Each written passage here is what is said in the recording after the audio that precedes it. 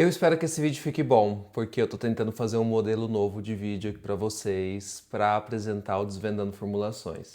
O Desvendando Formulação de hoje é, na verdade, sobre um produto viral da internet que a gente tem visto bastante por aqui, que nada mais é do que um retinal. Bem, se você chegou aqui agora, meu nome é Vitor Infante, eu sou doutor em Ciências Farmacêuticas, a minha ênfase é cosméticos e eu tô aqui para apresentar um Desvendando Formulações, que nada mais é do que um quadro onde eu explico formulações para vocês e aí a gente discute de uma forma científica para que você consiga comprar os seus cremes da forma mais correta possível. E o creme de hoje, gente, é o famosíssimo Retinal Shot Tightening Booster da Celimax, que está aí na internet como uma nova vedete. 11 em cada 10 creators de qualquer coisa sobre skincare tem falado sobre esse produto, tem indicado esse produto. E hoje a gente vai discutir se vale a pena ou se o pessoal faz só um dorama com produto coreano, como sempre, né? Começar? Vem comigo. Então, gente, o que o produto promete? Os principais claims: 0,1% de retinol lipossomado, a tecnologia A-Shot, que são 16 vezes menores que os poros, mas que também algumas vezes as pessoas falaram na internet que penetra 16 vezes mais do que os poros. Aí eu fiquei, gente, o que o pessoal está criando, né? Redução de rugas e poros, melhora da firmeza e da densidade da pele, resultados rápidos de dias da semana, uma penetração profunda dos ativos, menos rugas 28% em 2 semanas e menos 13% de poros aparentes em um uso curto, assim, né? Um uso curto e contínuo. Tá? Então, isso aqui é o que o produto promete pra gente e eu vou discutir com vocês se é toda essa Coca-Cola mesmo. Eles têm, né, lá no site deles, né, e na verdade eu peguei isso aqui numa página espanhola, então assim, né, de que estava vendendo o produto. E aí você via mostrando a redução aqui, por exemplo, né, da profundidade dos sulcos perto da região periorbital, aqui nos olhos, ou então mesmo a formação de rugas. E você vê também aqui, né, a redução dos poros aparentes. Então o que está mostrando para a gente é que existem estudos feitos. Mas será que esses estudos eles são bons? O que são esses estudos que foram feitos na verdade, né? Vamos começar então pensando, eu vou mostrando para vocês todos os ingredientes, que é uma lista imensa, tá? Ele vai aparecendo com cores. A gente vai começar primeiro com a parte azul, onde a gente tem uma base aquosa e os umectantes. Então, ou seja, a gente tem água, butilano glicol, glicerina. Aqui eu também coloquei o sódio lactato e a glucose, que vão servir como umectantes da formulação. Eu queria falar um pouquinho sobre a glicerina e o sódio lactato. São umectantes clássicos.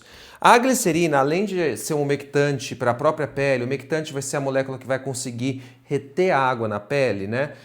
Ela também é um umectante clássico para conseguir estabilizar a formulação. Já o sódio lactato, ele também é um componente do que a gente chama de NMF, né? Ou então NMF, que é o Natural Moisture Factor.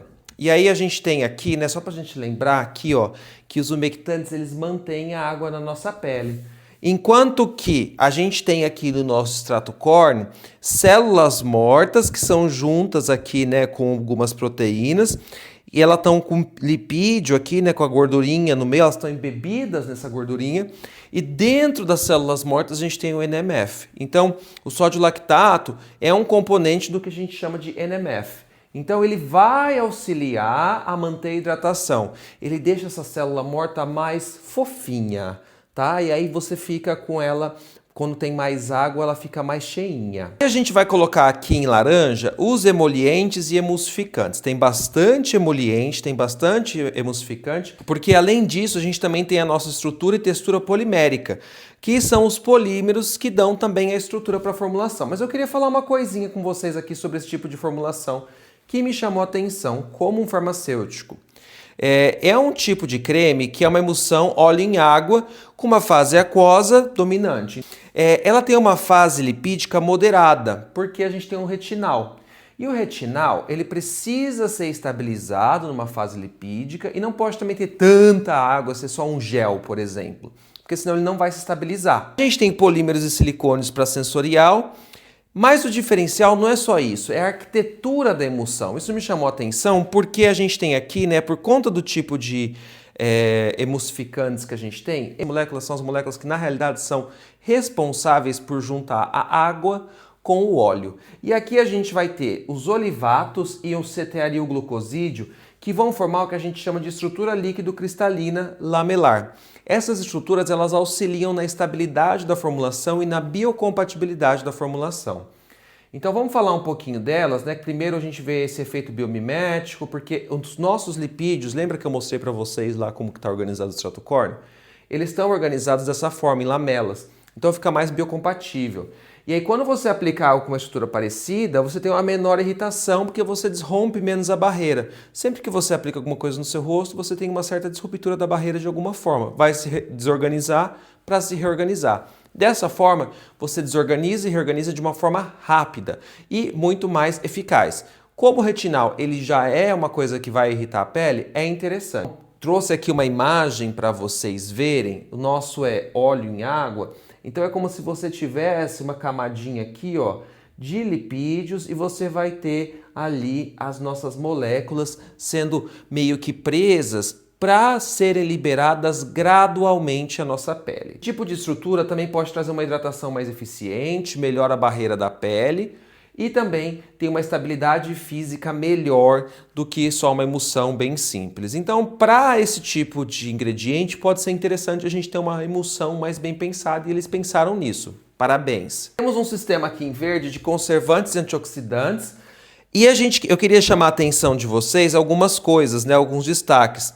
Primeiro, o 1,2-hexanadioxi, se vier alguma pessoa aqui que é da área e falar, mas isso daí é um umectante, mas ele também auxilia para ser conservante. Você que é cremosa, só quer saber se o creme funciona ou não, isso aqui não é tão importante, é só porque senão vem gente chata que mexeu o saco. E a gente também tem uma arginina para regular o pH aqui, ela não está aqui como tipo, tem ali um tipo de aminoácido, não. Ela está ali para regular o pH, porque ela regulando o pH, ela faz com que um dos polímeros dê estrutura para a formulação.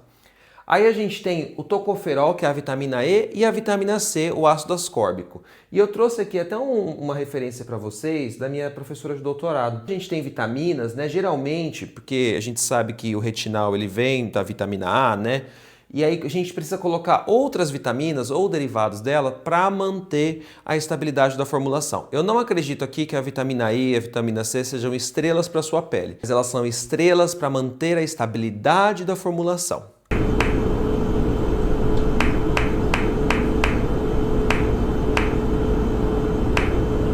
E silicones e modificadores sensoriais também na formulação em vermelho.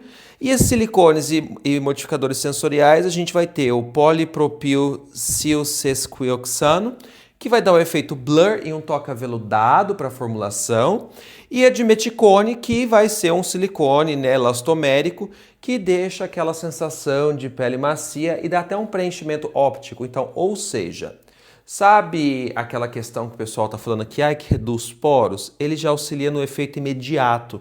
Então a gente tem um efeito cosmético imediato aqui, tá bom? Isso aqui é importante falar para vocês. Então por isso que pode ser que você tenha uma percepção de passei e ficou maravilhoso, já está agindo. É dimeticone, querida. Passada. Foi. Gente, não sabia disso não. Foi. Entrar nos ingredientes ativos. Nós temos muitos, todos que estão em preto, tá? Vou começar falando do nosso querido, que está toda hora aparecendo nas mídias sociais. Honestamente, eu não aguento mais o pessoal falando desse ingrediente como se ele fosse algo assim que modificou o mundo, tá? Mas vamos lá, vamos falar dele aqui com vocês. Nada mais, nada menos do Hydrolyzed Sponge. Esse ingrediente são as espículas, né? Que vão trazer uma microesfoliação e dizem que aumenta a penetração. Pode aumentar a irritação, sensação de um quente, um desconforto. Só que a gente tem alguns problemas. A gente tem pouca informação sobre possíveis reações desse produto, desse ingrediente. Então eu não sei se ele é uma das coisas mais legais a gente usar. E assim, a gente sabe quando a gente coloca alguma coisa na nossa pele, né? E ela vai penetrar, e dependendo de como tá a tua pele, a condição, pode dar reação de corpo estranho. E essa reação de corpo estranho pode começar uma inflamação muito grande. A gente não quer isso, né? A gente quer reduzir a inflamação da nossa pele, tá? Pra ser sincero, procurei um estudo, achei um estudo onde a gente conseguia ver a caracterização das espículas, vocês conseguem vê-las aqui.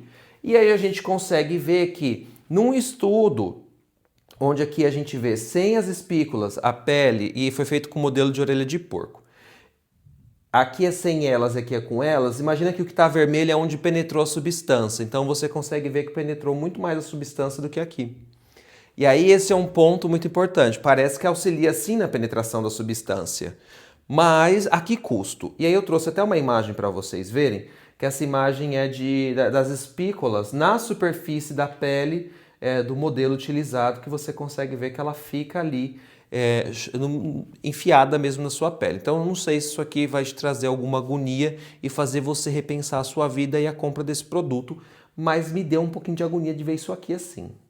Enfim, choices. Não é um produto vegano, tá, gente? Porque tem esponja animal, tá? Ó, aí vamos para ingrediente ativo, a maravilhosa niacinamida. Eu amo niacinamida. Por quê? Niacinamida, ela faz tudo isso aqui, ó. Tá pequeno, dá para ver direito. Mas mesmo se eu colocasse grande, não dá para ver direito porque é muita coisa. Mas ela basicamente tem uma ação antibacteriana, ela reduz imunossupressão, ela reduz alguns níveis de sebo, ela tem um controle anti-inflamatório, antipigmentação, melhora a barreira cutânea e ela melhora também a renovação celular. Eu vou falar um pouquinho disso com vocês. Mas eu queria destacar que para esse produto aqui, eu acho que o legal dele é especialmente o anti-aging, o anti-inflamação, e também para conseguir melhorar um pouquinho a barreira da pele pela questão aqui de manter a barreira da pele íntegra pela renovação celular. Então eu acho legal falar isso para vocês. Aí assim, quando a gente imagina a niacinamida, a gente pensar na molécula, né, dela, ela é uma molécula pequena, ela é essa aqui, ó, tá vendo? Ó, essa coisinha pequena aqui, ó. E essa molécula, ela é parte de uma molécula maior que se chama NAD/NADP. Esses aqui são as moléculas que carregam os elétrons no nosso corpo, nas nossas células, e que vão fazer o que a gente chama de respiração celular. Então, eles são responsáveis pelo metabolismo do nosso corpo. Então, quando a gente dá uma parte dela, a gente vai, então, de certa forma, conseguir criar ou então dar um certo boom no metabolismo do nosso corpo, tá bom? A ideia assim da renovação vem um pouco nessa situação, mas se você quiser, gente, comenta aqui que eu faço um vídeo só de niacinamida, porque niacinamida dá pano pra manga, assim, né? Nos últimos 5 anos ela tem mostrado muito estudo bacana. Falar dele, né? O nosso querido Pantenol, todo mundo conhece Pantenol. O Pantenol, ele tem uma hidratação intensa, ele é um umectante, ele vai ajudar a manter a hidratação, a barreira da pele, vai reforçar a barreira cutânea, vai ter uma ação calmante, e tem um efeito anti-inflamatório leve, né? Por conta especialmente desse cuidado que vai ter com a barreira da pele. Então ele vai ter um cuidado com a barreira da pele e esse cuidado vai levar, então, a uma melhora da própria pele em si. Tem uma boa tolerabilidade, tá? Geralmente ele é seguro também para peles sensíveis. Na verdade, ele é recomendado para pele sensível. Tá aqui no outro, adenosina. Se você quer saber mais sobre esse aqui, você vai ter que ir um vídeo antes, porque eu expliquei lá para vocês. Esse ingrediente aqui da adenosina, né, ele é responsável, né, porque ele se liga em alguns receptores de fibroblastos dérmicos. Então, ou seja, atua na derme, tem que penetrar muito isso aqui, né? Então, a espícula tem que fazer acontecer. Ela ativa a proteína G, né, que aumenta algumas questões de sinalização intracelular. E com isso você tem ali uma modulação da expressão gênica de fatores relacionados à matriz celular, ou seja, a produção de colágeno em si. Também pode reduzir um pouquinho a questão inflamatória, tá? Sim, gente, promove uma remodelação dérmica leve, um efeito anti-inflamatório e anti-idade discreto. Vamos ver o vídeo anterior para entender um pouco melhor. A gente vai falar dos peptídeos agora, de 2 deles aqui, tá? Vou fazer um vídeo só de peptídeos, mas vou trazer 2 já aqui para vocês. Esses 2, eu vou começar pelo palmitoil tripeptídeo 1. Todos eles vão estar com esse palmitoil porque a gente modifica a molécula para que ela fique mais afim da barreira da pele. E aí ela fica mais lipofílica, ela gosta mais de gordurinha, tá? Ela fica mais estável também. O mecanismo, esse peptídeo, ele é derivado de fragmentos de colágeno. Ele é reconhecido como um sinal de dano leve na matriz celular. E aí ele vai ativar os fibroblastos por conta de algumas vias ali e vai estimular a síntese. Então é meio que assim, a gente está dando uma molécula que ela é reconhecida no nosso corpo como se o nosso corpo tivesse um dano. E aí o nosso corpo vai falar assim, opa, hora de produzir colágeno, porque temos essa molécula aqui, entendeu? Eu me entendi como pessoa não binária, e aí hoje eu tô tentando descobrir o que é isso e tentando, sabe, surfar nesse Como é mundo que muito é? doido. Personal urinária? Mas mais uma vez, atua na derme, tá? Atua também como um bom hidratante, barreira da pele também. A gente tem o tetrapeptídeo 7, ele vai atuar modulando a inflamação, esse aqui é mais na inflamação, diminui a liberação de algumas citocinas pró-inflamatórias, reduz a sinalização da inflamação crônica e ajuda a preservar a estrutura do colágeno de uma forma indireta, porque se você diminui a inflamação, você ajuda então a evitar que o colágeno seja destruído, especialmente por metaloproteinases. Para ambos, sendo honestos cientificamente, né, a gente tem uma evidência boa in vitro e alguns estudos clínicos pequenos, tá? É um efeito moderado, cumulativo, inferior aos retinoides, é um cosmético de suporte e manutenção e não de reversão do envelhecimento, como a gente sabe que acontece muitas vezes com o retinol, retinal e o ácido retinóico. Vamos falar então dele, né? O retinal, que é a estrela desse cosmético, ou era para ser pelo menos, né? Como que é uma pele envelhecida, e essa aqui é fotoenvelhecida, é como se fosse assim, um envelhecimento até mais pesado. A pele normalmente, ela vai ter bastante fibra de colágeno na junção da epiderme com a derme, ela vai ter essas invaginações aqui, que são chamadas de papilas dérmicas, a epiderme vai ser grossinha, bem bonita, né? Tem uma boa densidade de colágeno, que vai ser essas fibras aqui, ó, tá vendo? Bem bonitinho. Já numa pele fotoenvelhecida ou envelhecida, a gente perde densidade de papila, né? A pele fica mais, como se fosse essa junção, fica mais flat. A gente tem uma redução aqui da epiderme na espessura, você tem menos colágeno, então a pele fica numa condição bem pior. E aí vamos pensar no retinal. Quem que é o retinal? A gente tem, né, os nossos retinoides. O retinol é a vitamina A. A gente tem algumas, eu trouxe algumas moléculas para vocês verem aqui, que elas são moléculas assim, que são bem parecidas, e aí a gente tem aqui, desde a vitamina A, retinol, retinal, o ácido retinóico, que é a tretinoína, a isotretinoína, que é o Roacutan, a gente tem tudo isso como retinóide. A gente também tem como retinóide, por exemplo, a Dapaleno, né? Mas aí a gente já está entrando em mundos de medicamento também aqui, né? Uma coisa legal que eu queria trazer para vocês é que o retinol, ele vai se oxidar a retinal ou retinaldeído, que é o que tem nesse produto aí, e aí depois vai para ácido retinóico, e o ácido retinóico ele vai modular algumas expressões de proteínas, lá como que algumas proteínas são expressas pelo DNA, mas está relacionado com resposta imune, inflamação, diferenciação e proliferação das células, especialmente na epiderme ali, os queratinócitos vão fazer isso, então a epiderme vai se renovar bastante, e na derme vai aumentar a expressão de colágeno, por exemplo, né? Então vai melhorar, reverter tudo aquela coisa que eu falei para vocês do envelhecimento cutâneo. O retinal, ele entra nesse produto que tem, já aqui num ponto onde ele já vai se tornar o ácido retinóico. E é importante falar, todas essas moléculas, elas podem de alguma forma se ligar a algumas outras proteínas aqui e pensar um pouco separadamente como pode atuar no DNA. Não é só o ácido retinóico, é que o ácido retinóico ele é mais forte, ele faz isso com mais proeza e ele também é mais bem estudado. Tá? O retinal, gente, ele é quimicamente mais instável que o retinol e ele se oxida facilmente à luz e o ar. E por isso que foi interessante eu trazer aquele começo falando lá para vocês de como que é a estrutura da formulação. Muito bem. Uma curiosidade sobre leis aqui que me chamou a atenção sobre retinol, retinal, ácido retinóico. Vocês sabem que o ácido retinóico ou a tretinoína é um medicamento do Brasil, na Europa também, nos Estados Unidos tem um outro tipo de classificação, mas a gente pode classificar dessa forma. Aqui a gente tem um ponto interessante sobre o retinal que me chamou a atenção e que talvez por isso vocês vão começar a ver mais produtos com retinal no mercado, até que a gente tenha marcos legislatórios. O retinal, ele é permitido em cosméticos, tá? Tá tudo bem, ele pode ser usado em cosméticos, mas ele não foi incluído nas restrições de retinol.